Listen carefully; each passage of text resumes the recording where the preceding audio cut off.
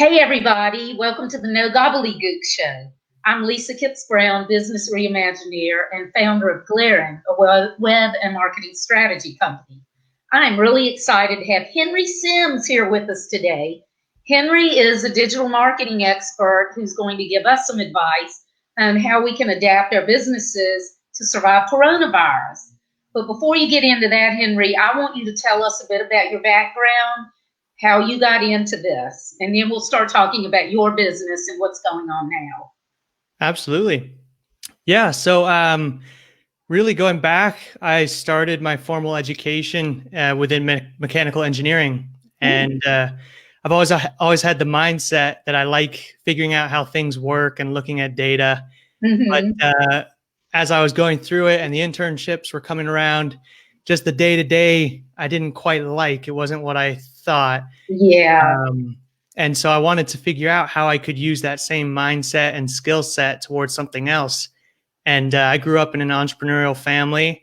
And so I started thinking, well, there's some really good products and services and businesses out there, but why do some succeed over the others? Mm-hmm. And so that's what got me into marketing, was looking at how businesses can really gain more visibility and put themselves out there, and just looking at the little tiny details on how you use digital tools and stuff to do so. And so that just really interested me, the creative aspect of social media and branding mixed with the technical side of marketing.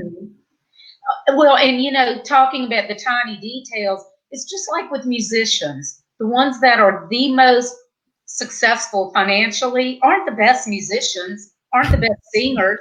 There are some that are way more talented naturally, but they don't know how to market themselves and don't know how to get out there. Absolutely. But I can see how your interest in engineering pivoted to marketing, because I used to be an accountant.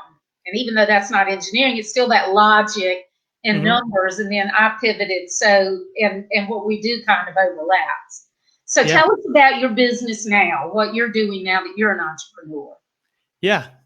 So everything I try and do is aimed towards helping someone build their digital ecosystem, making sure that no matter what someone's favorite platform is or how they like to use the internet, there's an angle in which they can find out about you and your business. And so I look at what someone's doing, and I see if they've got continuity among all their platforms, their website, and if they really have this system in which they can make sure someone can find them no matter where they come from. And I figure out whatever tools need to be used to do that. So it went from just doing kind of platform building for people to then starting to do content creation for them and get their posts out there. And then from there, I realized that a lot of people do that better themselves because they know who they are better than I do. Definitely. Yeah. And so I started jumping into the advertising world and seeing how we could get people from even wider reach to see them rather than just organic. So it was a matter of making sure they had this foundation and then seeing what other things we could do to reach out and get even more people into that ecosystem. Yeah, and you use the word ecosystem. I use that a lot too, because I try to get people to understand it's not individual pieces everywhere. Everything interconnects, just like our environment, and everything interconnects. So we need to think about everything all together. Absolutely. Yeah, a good friend of mine, he's within marketing as well. And he used to tell me that a lot of us think too linearly. We think if there's an ad, then someone will click it, go to the website and buy it. But what happens if they don't buy it? Where do they go then? How do they stay in? How do you stay in front of them? So that's where this whole kind of ecosystem, like you said, comes into play. Not everyone does exactly what you want them to do. That's right. Yeah. And oh my God, what was it you said? You mentioned Keep talking. I'll remember it. Something you mentioned a minute ago that I had something I wanted to say about it. I'm sorry. Was it content creation? Yes, that's what it was. You Okay. said that oftentimes people are better at creating content for themselves, and that's true. Yeah. The problem with it is two things. People are too close to their own stuff. Yeah. So, and I'm just as guilty of that as others, that we feel like, oh, everybody knows that, or oh, that's boring. And so we can't think of things to write about. When in reality, there are all these tiny little things that are interesting and mysterious to others. So that's number one, is we're just too close to our own stuff. But number two, there's no way that anybody can write about it as well as the person who knows it the best. Yeah. So even if I'm telling you what to write, you wouldn't be able to say it the way that I do. So when they have you to work with, though, they have the best of both worlds, because they have you to guide them in the kinds of things that they could be posting about, and then they have you to help them plan them. And even if people are writing it for themselves, that doesn't mean that they can't have somebody proofreading, but they can at least get their own thoughts and their own personality into it, and then let somebody else do it. Otherwise, it might as well be copied and pasted from Wikipedia. Yeah. Yeah, definitely. Yeah. Yeah, there's actually a lot of people know of my dad, and one of the things that they enjoy about him is how he's not perfect. He's a terrible speller. So almost everything he puts out, there's some kind of grammatical or spelling errors. Yeah. People like that about him. And it comes to this whole thing of authenticity and personality. Yeah, you know, when you get an email from Steve, if all the words are spelled right or if the punctuation is right, that it's not from Steve. You know, so yeah, and that's right. You know, being authentic to yourself, letting your personality through, and working that way, you get to work with the people who are a good match for you. If you're fake, then you end up working with people that are fake.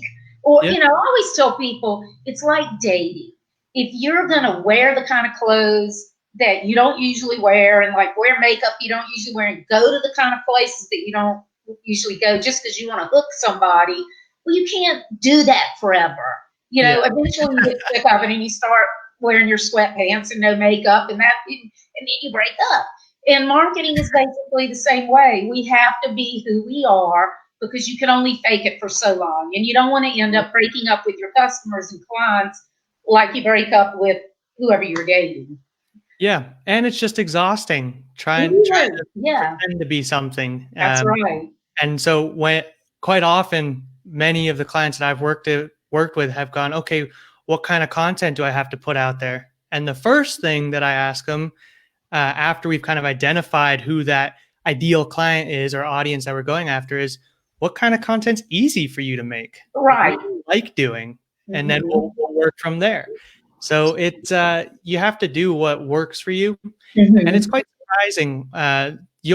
We know for the most part what kind of things gain big amount of likes and vanity stuff, but it's not going to get you the ideal person you're looking for. Those likes don't transfer to money.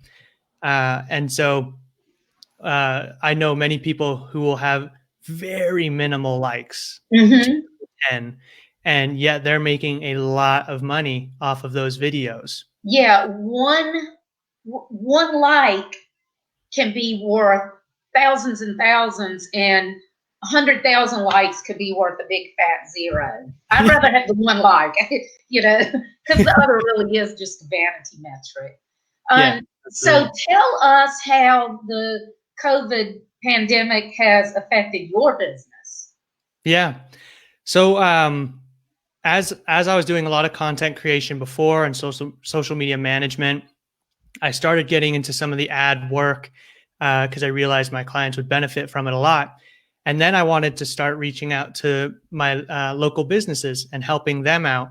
And that was right around the time that this COVID came up, and all business from them just disappeared. Right. And you're in LA, right? Yes. Yes. So people out there, he's in LA. His business dried up. If you're in a little tiny town somewhere, you need to realize it's not just you, even the people in the big cities. So you had all these leads, and then overnight they were gone, right? Yeah. Yep. Yeah. They were gone. And there's a mixture of things. There's some businesses that just purely aren't allowed to be open and they have to hold their money. Yeah. And then there's others where they're just afraid of what's going on. We don't know how long it's going to last, but that is a difficult. It's a bit of a mistake, just because if you have the ability to still do business, and if you still have the ability to market a bit, that keeps you in people's heads, right, while everyone is on their computers right now.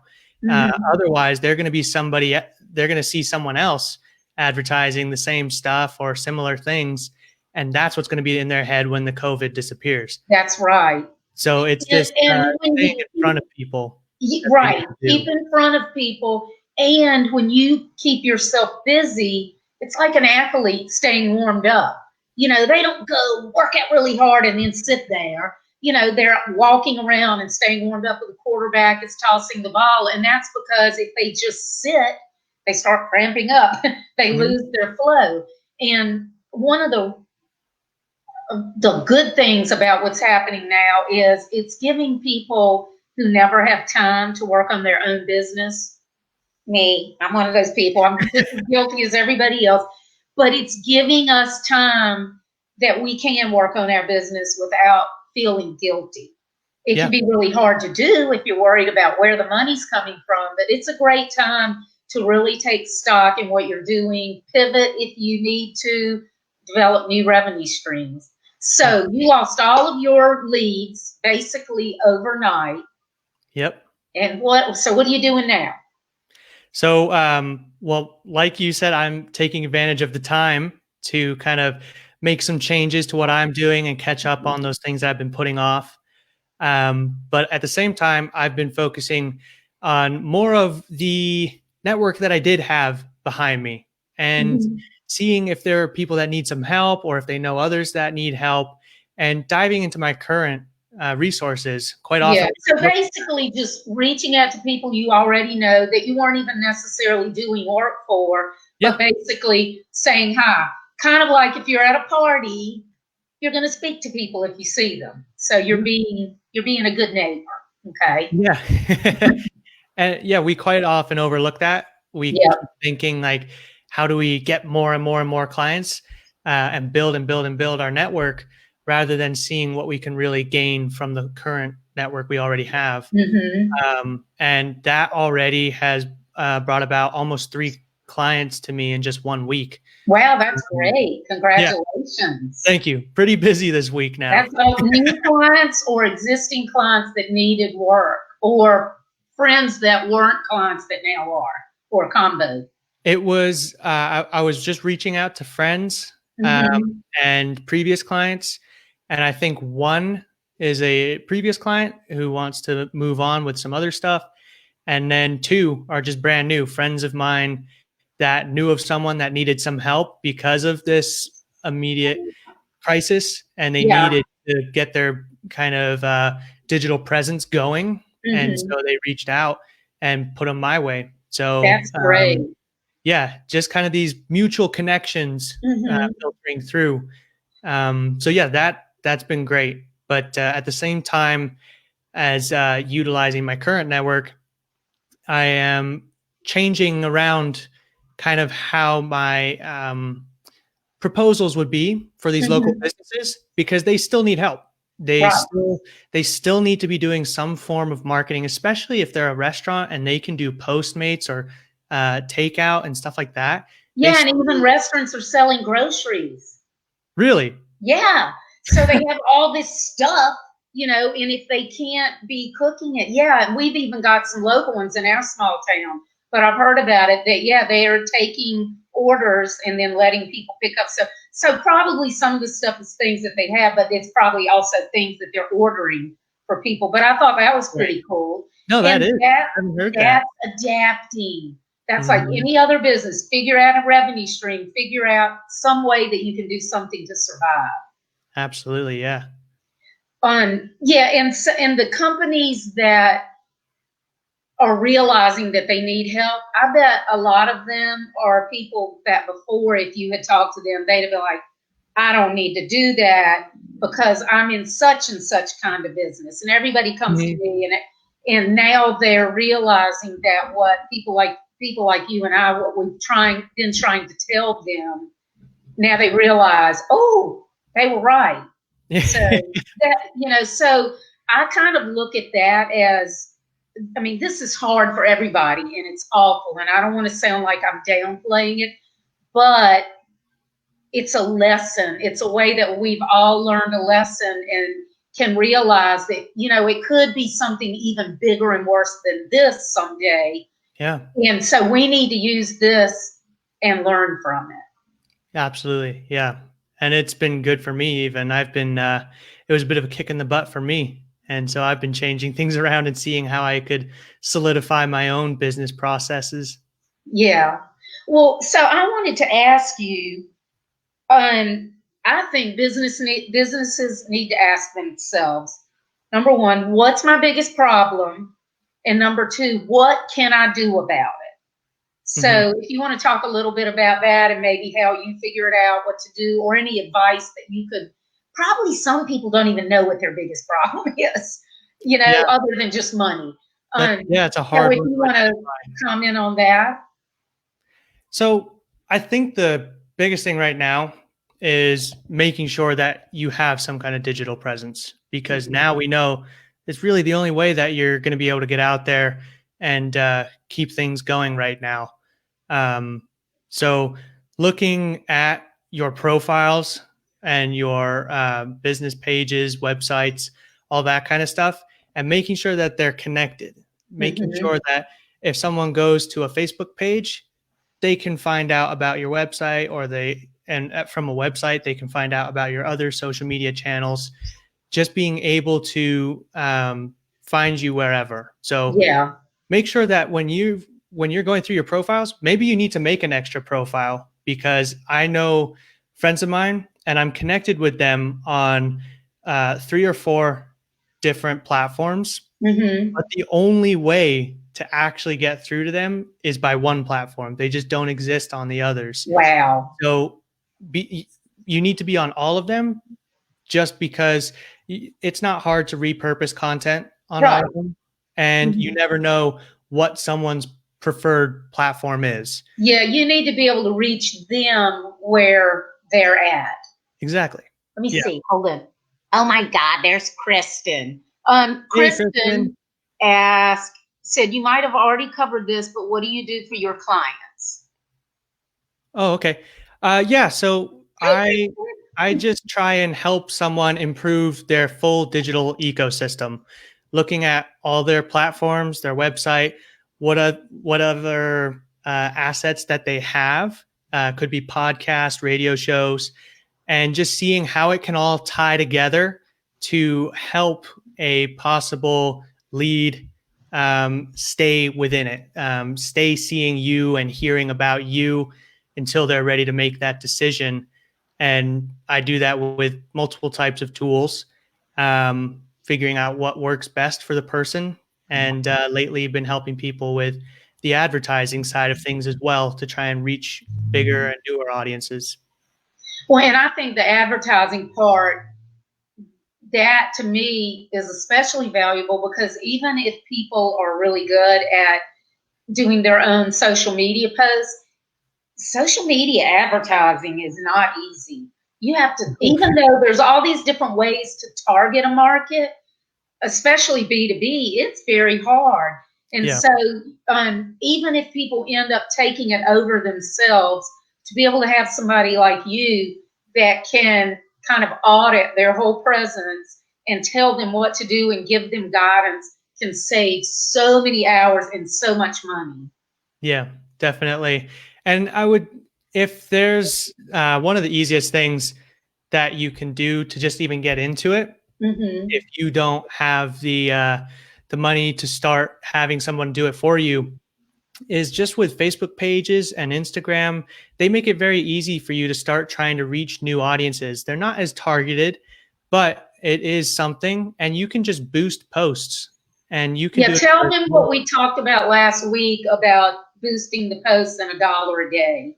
Yeah, it can be as little as $1 a day, but because you're keeping that money consistent, you can see kind of what performs well, and the kind of people that like your stuff. And once you start to get an idea for that, then you can taper your content and start making things geared towards them even more so, and putting some more effort behind it. But just doing as little as $1 a day is so helpful. And even if you were a local business, right, and you're Mhm. just trying to target within a 10-mile radius, you can do that. Oh, You yeah, can just do it for definitely. $1. And that's some things I can see would be really, really easy to target, especially if it's geographic or something like that. But I think B2B is especially hard to target. But the $1 a day thing that you said, and something that I hadn't even thought about until you told me, that you said, well, I just boost to my friends and friends of my friends. And see, I had never done that because I'm like, my friends are not, they're not my, that's not my target market. But then Right. the 6 degrees of Kevin Bacon, I'm like, I haven't thought about that. Just use my friends and their friends as the target. And you never know if they like something, who they're connected to might see it. And when it's just $1 a day, I mean, even if you make a post every single day, and even if you boost every single post every day, if each one is $1, however much that ends up. I can't remember. I used to be an accountant, but I can't multiply it out there. $1 a day, but a different one every day. But if you keep doing it, and do you usually boost one for like a week or what? I usually boost for just a day, maybe 2, Oh, okay. Okay. because it just depends on how much content is constantly coming out. And for Okay.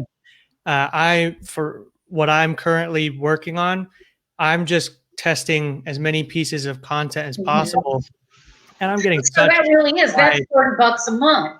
If you're just boosting each post one day, hey, $30, you can Yeah, spend that amount going to Starbucks just several times. yeah.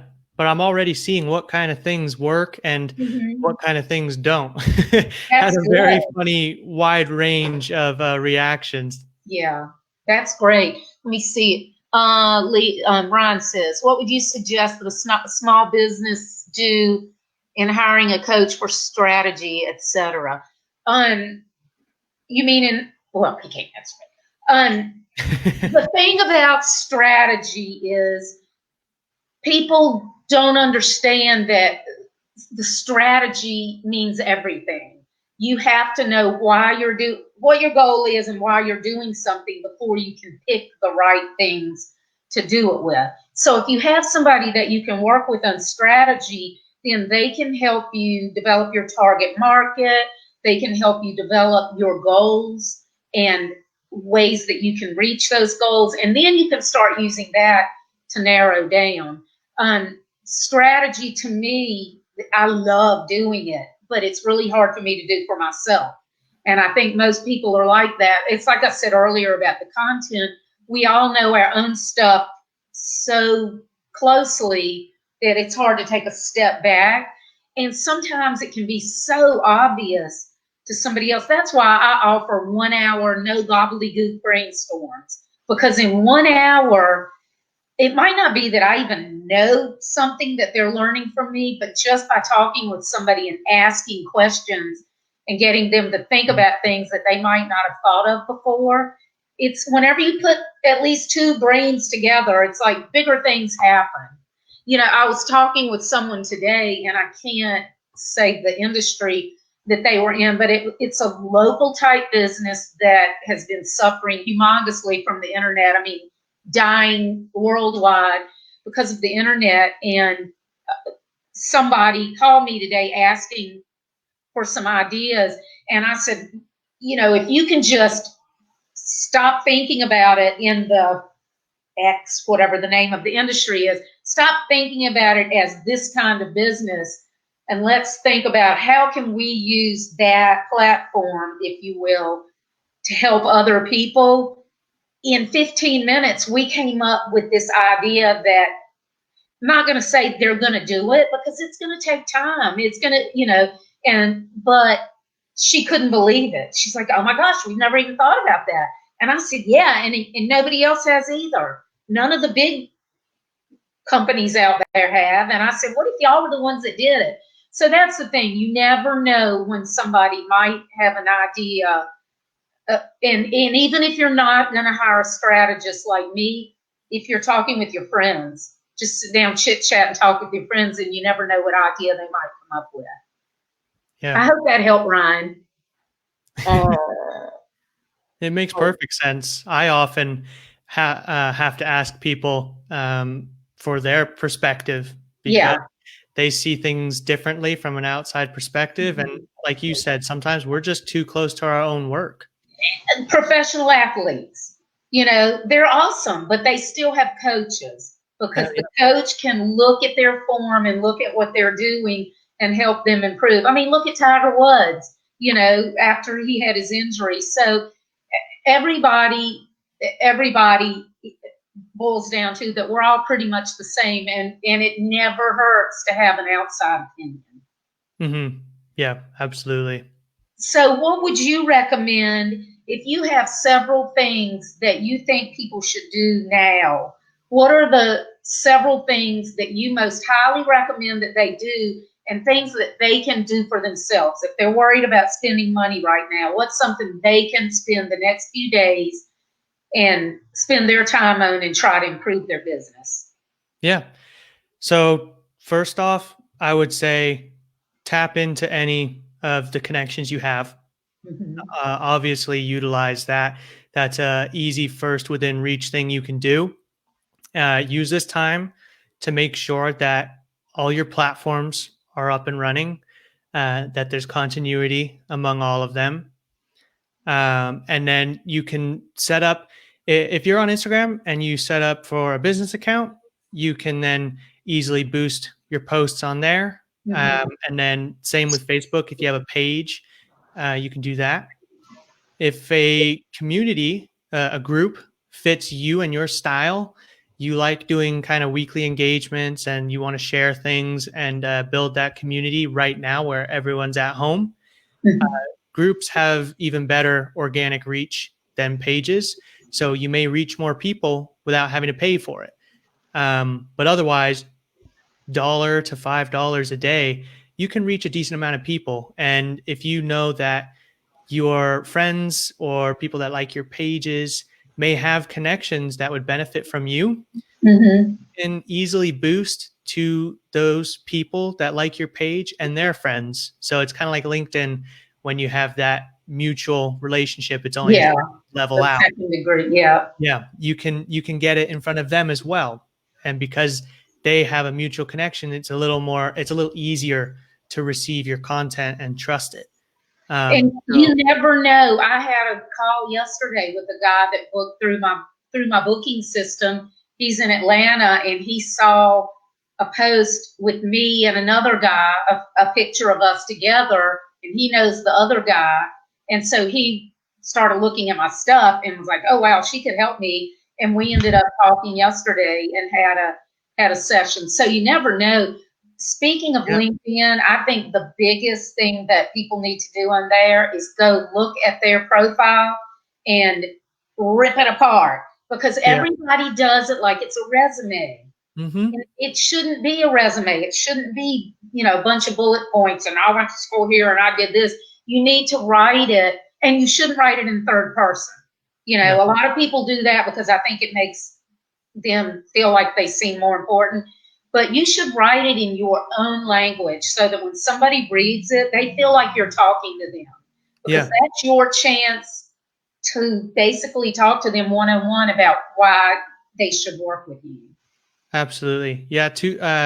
Too many people do treat it too seriously. Mm-hmm. I agree that you should be in the first person. And also being engaged on there, because too many people do treat it like a resume. They make their profile, they dump it, and they just never are on there. But LinkedIn has pretty good organic reach on there. Yeah. And, you can reach some people that you might not have expected And so just by putting up some posts, repurposing the content you use on your preferred platform on there, it can give you another opportunity. I've had people reach out that I've never heard of before, but they've seen my content because one of my friends liked it. Yeah. And it popped up in their feed and they saw it. So it's a good platform to utilize. All platforms have their little nuances, but why not just be on there? Right. Two other things I was going to say about LinkedIn. You don't have to be serious on there. Everybody thinks they need to go in button down, act like that. You don't. Just be yourself. But don't go on there talking about politics and things that are, go to Facebook to do that, or go to Twitter or whatever. People aren't on there. They aren't on there to talk about it. Some people are, but they're the people that nobody wants to be connected with, So, and you don't want to go say something on there that might offend a lot of people, so just keep the politics and all that in other places, but still be yourself and act natural and casual, and just share content that you think is interesting and helpful. Doesn't have to be your own. It can be from anywhere, but share it with people, and then share their content and comment on it and like it. And basically, like if you're at a party, don't stand off in a corner by yourself. Find people to talk with and have something in common with. Absolutely. And to go with that kind of topic, I heard this quote in a podcast I was listening to a while ago, and it perfectly sums that kind of thing up. It's that you're not unique in what you do, but you are unique in who you are. So we've got so many of the same services out there and products that some of the only ways to set yourself apart is whether or not people just like who you are. Exactly. So putting out your content, sharing content, interacting. It's social media. Be social. That's the way to stand out. Yeah. Well, I've really enjoyed talking with you today. I always love spending time with you anyway, but this has been really interesting. I've learned some stuff, and I hope everybody else has.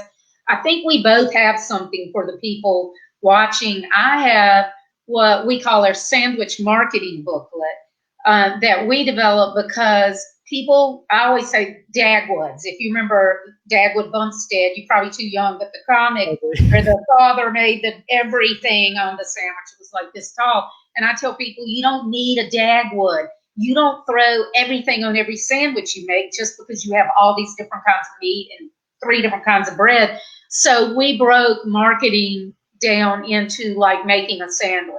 Like sometimes you might use this bread, this is meat, and so it's just a fun way to use an analogy to hopefully help people simplify how they think about it. So hopefully, let's see. Yeah, so I just posted. It says Hunt Carrot Racing.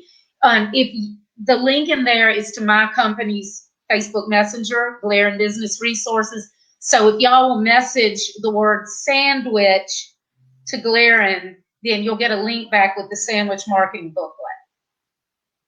How about you now, Henry? What do you have? So I do a entry social media audit. I just go through, check all your platforms and website, see what you're doing, and see if there's continuity among it all, and see if there's any holes where possible people could slip through out of your ecosystem, as we talked about earlier. Just to make sure that you've got at least a foundation to build off of, and make sure that you have the best chance of gaining visibility for any new leads. And you're offering them a special deal on your social media audit though, right? Yes. So if you want that, it's I'm going to be doing that for $35 now. Usually like $50, $75. So $35. Yeah, $50 to $75, depending on the kind of business, how many, but you're doing everybody flat $35. And what do they have to do to get it? So just go to my Facebook page. It's facebook.com/Henry D. Sims. And then send me a message that you want the social media audit, and just text me the keyword lemons. Lemons. Yep. See if you're paying attention. Remember that. and anybody on here, or people who watch the video later, if y'all have any questions, or if you can't get us through Messenger or whatever, if you don't know how to spell the word sandwich or lemons, just comment in the video, and we'll follow up on it and get back with you and see if we can help you out. Thank you so much, Henry. I really enjoyed talking with you, and I want us to do another one week and maybe pick a specific platform, maybe. Yeah. Do a different one each week or something if people are interested in that. So that's the other thing, y'all. Let us know in the comments if you're interested in us doing specific platforms, or if there's another topic that you're interested in. Like, I love to talk strategy, so I could do that any day. But thank you so much for coming, and thanks everybody in the audience. Thank you so much. We appreciate it. Thank you. Thanks. Bye-bye.